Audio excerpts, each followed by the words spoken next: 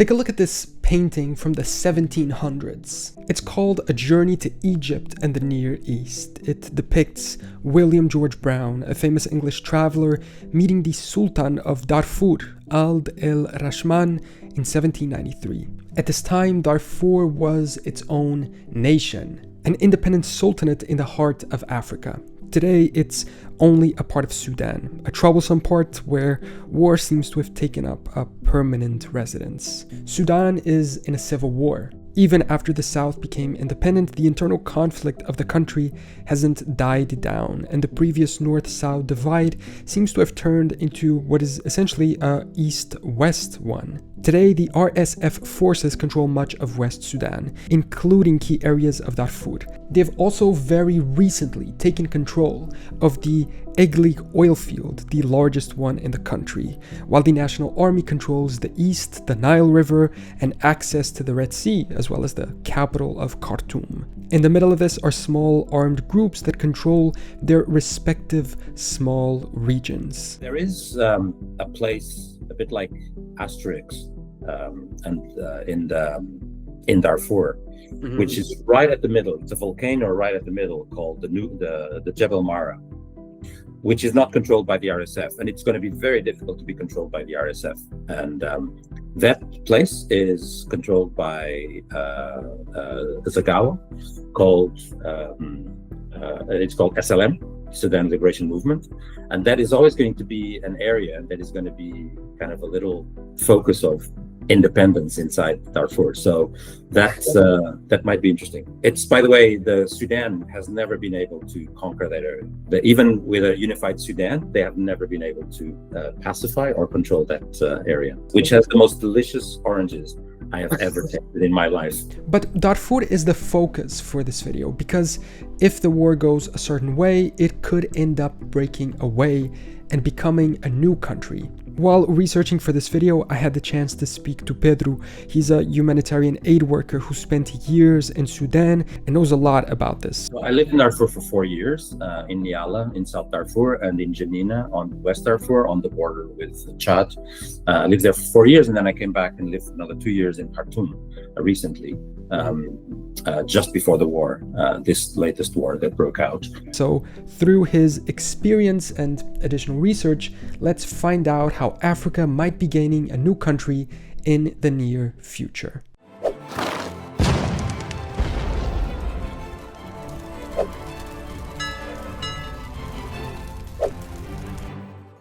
I think the best way to start is always at the beginning, and what better place to go than first understand the origin of the name of the region. Dar means home, like Dar es Salaam means the home of peace.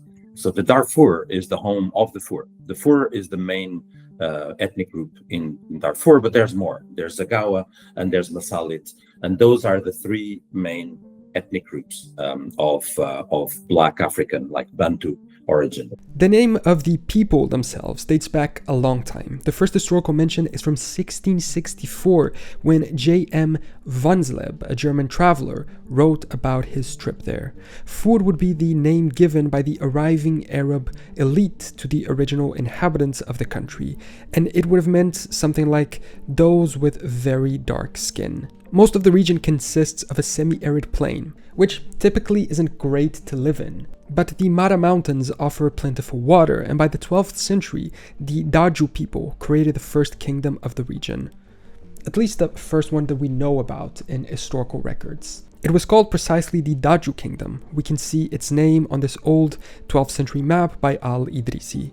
It lasted for a few hundred years, changing names and rulers and coexisting with other tribal rule, depending on the areas within Darfur and Sudan themselves. But then came our big reference for a potential new independent country, the old Sultanate of Darfur, the one we mentioned at the start. You see, while the Daju were locals, in around the 14th century the Tunjur people began to arrive. They were Sunni Muslim and of Arab descent. Their ancestors had come from the Arabian Peninsula and slowly made it to central Sudan via the north of Africa. And after arriving, they slowly took power away from the Daju. Speaking of power, you might be able to listen to the power of this rain outside. I don't know if it comes across in the recording. In this case, there doesn't seem to have been a war of conquest. They just simply started marrying into the Daju families, and eventually their children started following more Tunjur traditions. One of those children was Sultan Dali, of a Fur mother and Tunjur father. It seems he was the first Sultan of Darfur, although the history here is quite tricky and uncertain, so take some of these events with a grain of salt. He will have established the Darfur Sultanate, dividing the country into provinces and establishing an early legal and penal code. His grandson Suleiman followed, and he created a new dynasty called the Keira. He's seen by many as the actual founder of the state of Darfur. He took the name Suleiman Solon, with Solon meaning Arab or the red, perhaps due to his different skin color than the darker locals. Suleiman began his reign in around 1596, and the rule of this dynasty, even though it was interrupted every now and then, essentially lasted all the way until the early 20th century, when the region was conquered by the British. And these centuries of rule, of course, have an impact in creating a distinct national identity within the region. But let's not get ahead of ourselves. The Darfur Sultanate had an interesting way of expanding its territory, and they took the example of their ancestors, the Tunjur people, who took power in Darfur by integration and marriage rather than violence. This seems to be how the early Sultanate expanded its rule over the territory of neighboring tribes, by integrating strangers into the ruling elite and assimilating their people. Ethnic intermarriage was very common, and the country was incredibly diverse within the universe of African and Arab people. Everyone in Sudan is mixed race, right? But there's these two strong affiliations. The people that call themselves Arabs, they see themselves as culturally and ethnically descendant and connected to the Middle East, even though the Middle East doesn't really see them that way. Whereas the Bantu African tribes, or they're all African, but the Bantu tribes have a more black identity. The black tribes often are farmers, and the Arab tribes are often pastoralists. Soon, they would also convert to Islam. Now, guys, the end of the year is upon us. And this year, I didn't want to just spend money on something needless just because. I wanted something that sort of symbolized the journey that I went through this year, both on a personal and a professional level. So when I came across Gentlebands, our sponsor for this video, I knew I was in the right place. I got to visit a couple of places that I made videos about this year, and I learned a lot from them. I also learned a lot from places I didn't yet get to visit, but read and researched about. It's odd, but learning about different cultures and different people across the world kind of changes the way you see some things. I mean, when we visited those Parisian islands that no longer exist, it really got me to reflect how constantly changing our world is. And to remember all the things I learned and how people influence all of these stories are, I thought that a good symbol of that would be one of Gentlebands' rings. Especially because they're handmade and crafted by artisans. I don't know, I think having something handcrafted by a human in family-owned workshops is a good symbol of learning about humans in so many different places. I'm also getting married next year, so the ring made sense in more ways than one. I chose this ring, the Freya, titanium in gold color, and I really love it. Do you know what I thought actually? And this is maybe a little too much on the symbolism, but bear with me. I thought how so many tiny moments shaped my year, and I looked at each of these tiny dents on the ring used to shape it and sort of connected one to the other. They have all types of materials, colors, and designs, so you can definitely find something that adequately symbolizes your own journey. If you spent a year reconnecting to nature, maybe their adventure collection is good for you. Their white forest ring depicts beautiful trees. And these rings are made from sustainable harvested materials, so that's an extra thing too. If you want to try them out, and I really recommend that you do, you can do it through the link in the description. Thank you so much to them for sponsoring this video and for the rings that they sent over. Now, let's get back to it. Although the Keira dynasty claimed descent from Arab ancestors, the idea of Arabism, if you will, in Sudan was pretty fluid. It applied broadly to anyone who had adopted Arabic language and culture, regardless of ethnicity or skin color. The actual conversion of the royal court and then the people to Islam only came much later, and mostly through intermarriage with people from the Nile Valley, as well as contact with holy men and traders arriving from the east and north. Darfur also lay along the route taken by pilgrims traveling to Mecca, and the settlement of West African Muslims in the region may have further contributed to that spread of Islam. It was Sultan Suleiman's grandson, Ahmed Bukr, who established Islam as the state religion and boosted the country's prosperity by encouraging immigrants from other regions. And the Sultanate gained from integrating these outsiders because they brought a lot of knowledge of Islamic law. But it's important to say that most of the commoners, especially the Fud people, continued to practice their traditional faith. It would only be much later that a full conversion would take place. And in the 17th century, their prosperity continued. The trans-Saharan trade route, Darb el-Arba'in, also known as the 40 Days Road, crossed the region and trade relations increased.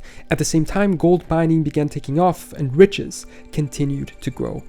Today, Darfur is still home to a lot of gold mines. At this point, they set aside their integration-only policy and began raiding neighboring regions, which also proves that they had a strong enough army to do so. By the 18th century, Islam had become fully influential and important in society there. The Sultanate would recruit holy men from abroad, granting them land inhabited by the Fud from which they could receive income, furthering economic, legal, and political complexity in their government. Also in the 18th century, trade with Egypt dramatically increased. And the Sultanate was now reaching its apogee. It did so under the rule of Sultan Abd ar-Rahman, who established a new capital of Al-Fashir, today still the capital of the Darfur region, and which could be, most likely, the capital of this new, modern, independent country. There's actually an interesting historical episode with this Sultan. The year was around 1799, and just to the north in Egypt, Napoleon was in the middle of his campaign in the region. And so the Sultan wrote a letter to Napoleon, congratulating him on his defeat of the Mamluks, who he seemed to also dislike. Napoleon supposedly replied, thanking him and asking him for a tribute of 2,000 slaves. It's unclear if this actually happened, but I don't know. I thought it was an interesting historical footnote. And the point of the story is that at this moment in history, the Sultanate of Darfur was important enough that other external powers and rulers knew about its existence. An account of Darfur was even written in the early 19th century by Muhammad al-Tunisi, who spent a decade as a merchant in the Sultanate and described the kingdom in detail, with his own drawings, some of which we still have. His book is called In Darfur, An Account of the Sultanate and Its People. You can actually buy a copy of it today still, which is pretty cool. But after the apogee comes, of course, the fall, and the golden age of the Sultanate was coming to an end. With the rise of Muhammad Ali as a leader, Egypt began their expansion south, aiming to conquer all of Sudan and other lands in the region. They reached Khartoum, the Sudanese capital today, and even conquered parts of northern Darfur. The Kira dynasty fought them, but lost. Still, they were able to not be fully conquered, but they might as well have. The Turco-Egyptians consolidated full control of the lands to the east. Darfur's political influence and military strength was now irrelevant. The slave market was dominated by the Egyptians. Trade routes began shifting east, bypassing Darfur. These two things combined caused the Sultanate to enter an economic crisis and a recession. And finding themselves less wealthy, the elite and the royal family started exploiting the population and taking advantage of their lands, repossessing them. This, of course, had a very negative impact on the development of the country. In 1856, a businessman from Khartoum, Al-Zubair Hama, set up a network of trading posts in the region, defending them with a private army. He essentially declared his own government within Darfur in an area known as Bar el-Ghazal. It has a super cool flag today, actually, although it's now part of South Sudan, again showing how the Darfur Sultanate expanded their land further south. He paid tribute to Darfur initially, but soon enough he allied himself with the Turco-Egyptians, who wanted to come back and conquer all of the Sultanate. The war resulted in the destruction of Darfur as an independent nation in 1875. Many rebellions tried to restore power and had strong popular support, but failed, and Darfur began being administered as an Egyptian province. In 1885, Sudanese forces altogether rebelled against Egyptian rule, and this allowed Darfur to temporarily regain control of their own state, but only for about 15 years. And just at the end of the 19th century, the British arrived. Interestingly, they initially brought back the Kira dynasty's heir, Ali Dinar, who was the last Sultan of Darfur. The region was granted self-rule and the Sultanate was restored, but only temporarily. Decades later, at the outbreak of World War I, the British feared Darfur would side with the Ottomans, despite promises from the Sultan that this wouldn't happen. The British decided to invade in 1916 to assure their own stability in the territory, whatever that meant for the locals. The Sultan was killed in battle, and the Sultanate ended. It was incorporated into the Anglo-Egyptian Condominion in 1917, a territory ruled together by the two nations and encompassing what is now both South Sudan and Sudan itself, even parts of Southeast Libya. In 1956, Sudan became independent from the British and took Darfur along with it. But fast forward almost 70 years, and Sudan is now split in two, the South having declared independence, and the North is once again stuck in a civil war. So what's Darfur's role in it, and why could we finally see a return of Darfur as an independent country? Well, since 1956, the region has been connected to what has been going on in the country, one way or another. Over the last century, the region has mostly been ruled from faraway Khartoum, with very little interest in its needs. Sudan's governments were dominated by elites from the Nile Valley. They invested in their own regions, while places like Darfur were left poor, underrepresented, and often controlled through force rather than cooperation. Maybe they should have taken an example of Darfur's earliest ruling elite. When Sudan's big conflicts exploded, especially the long civil wars with the South, Darfur wasn't the main issue, but the same pattern was always there. The center got priority and the periphery got ignored. When the war with the South finally ended in 2005, the government signed a peace deal that promised the South a referendum and eventually independence in 2011. But because Darfur wasn't the center of that conflict, it didn't get anything similar, even though Darfur's complaints were very identical to the South's. And that moment maybe convinced a few Darfuris that staying in Sudan wasn't necessarily in their best interest. And of course, the genocide in Darfur in the early 2000s made that feeling much stronger. A local rebel uprising began in 2003, arguing that the capital was ignoring the region and favoring some groups over others.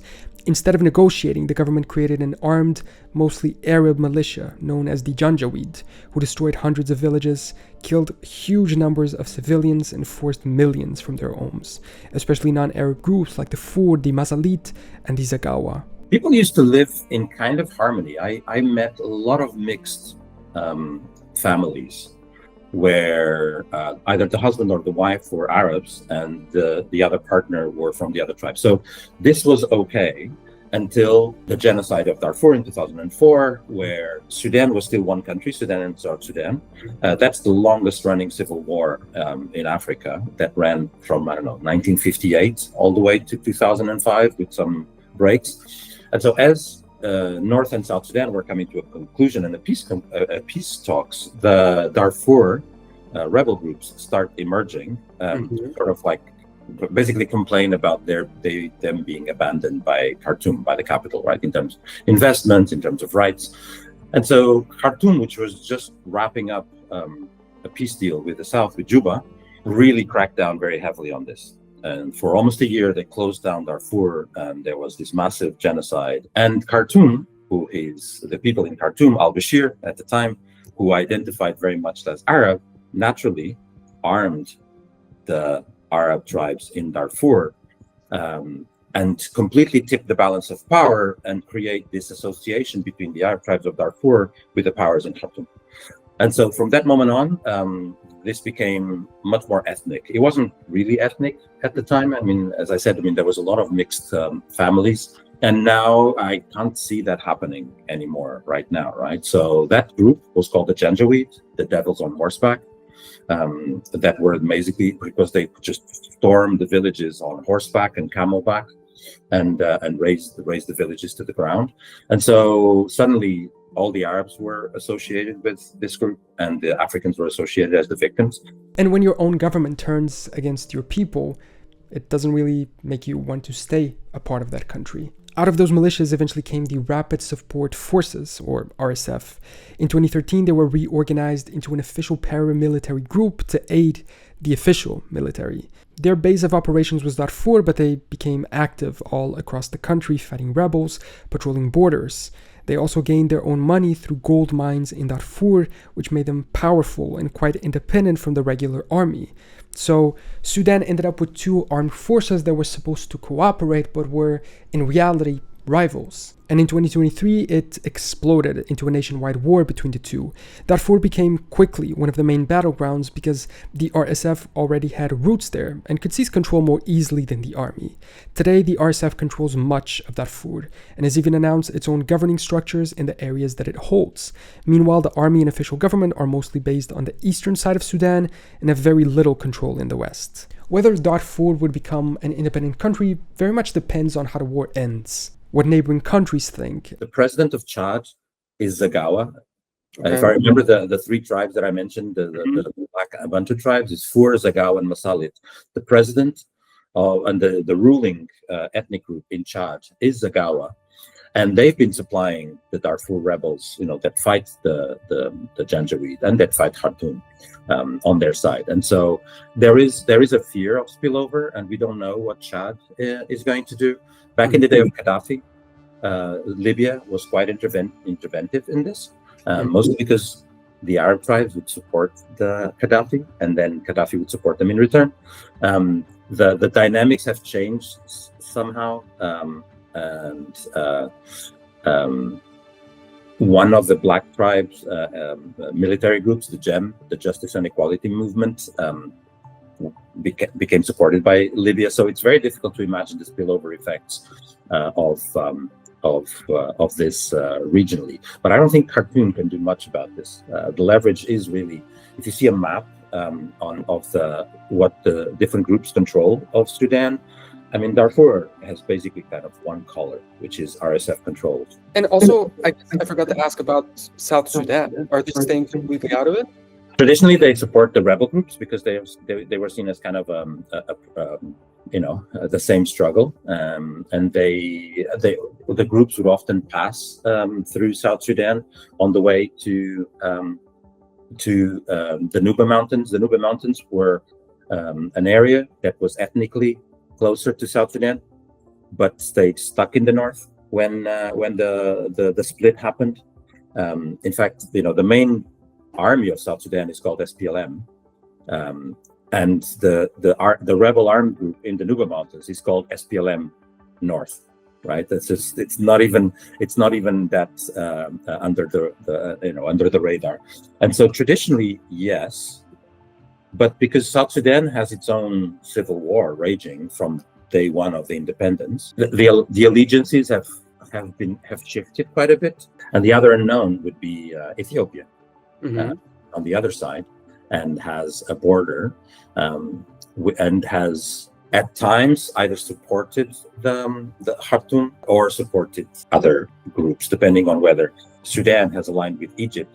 Ethiopia has this issue with the Grand Renaissance Dam that Egypt has threatened to go to war with, and Sudan is right in the middle.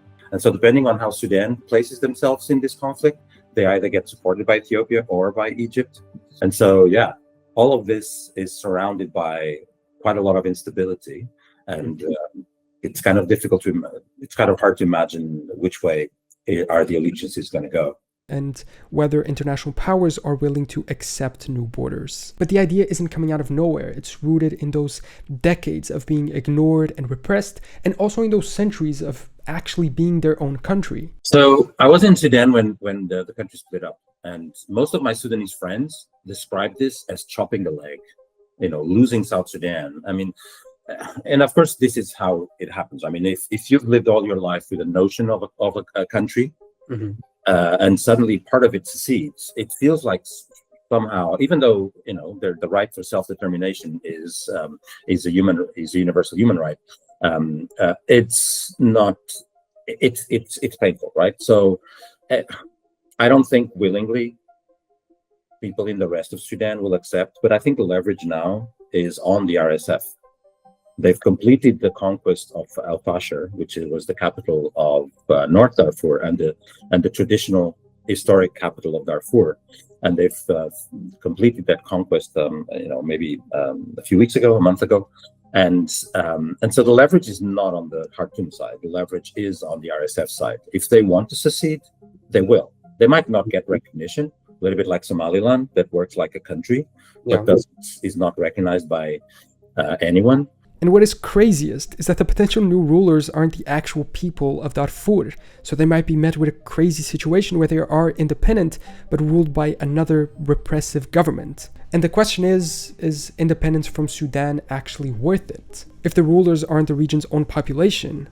I mean, they were ruled by a foreign elite before and it went well, but the RSF already proved that it would most likely not be the case with them. Maybe it would be easier to kick out the RSF and then reach full popular sovereignty after Darfur reaches independence with them, or would it be easier to hope the RSF is defeated and then seek further autonomy and independence within a peaceful Sudan? I don't know. I think we would really have to go there and ask what the locals think. But I think that one way or another, whether it's in the best interest of the locals or not, we might have a new country emerge in the region soon. Thank you so much for watching this video. Thank you to Pedro for his incredible testimony and experience. It really makes a difference to talk to somebody who's been in Sudan for so long. And yeah, I'll see you next time for more general knowledge. But I do have one question that I think there's no answer to it. It's more of a fun opinion if you have any about it. When I looked up the Sultanate of Darfur, I found a flag for it. I don't understand if this is a real flag because I doubt that they had a flag in the concept that we have today. And it was a tricolor of green, red, and black with a white crescent in the middle. So I wanted to ask, in the scenario of them being independent, do you think there's any specific symbol that they would want to choose as their flag? Is there anything that you associate with the region or any colors? I don't know. No, I'm just Googling now this. I haven't seen this flag. So I'm guessing they will have to figure out their own flags, right? So, by the way, there's a movement, quite a big movement on the people that are against the government in Khartoum to change the Sudan flag with colors that are kind of a little bit more similar to Tanzania. So it's kind of an interesting one. And so this is Libya changed their flag from a traditional one to the green flag as well. So I guess Darfur, if they become independent, they will have to figure out what is it that are the colors and the flag that they want to represent their traditions.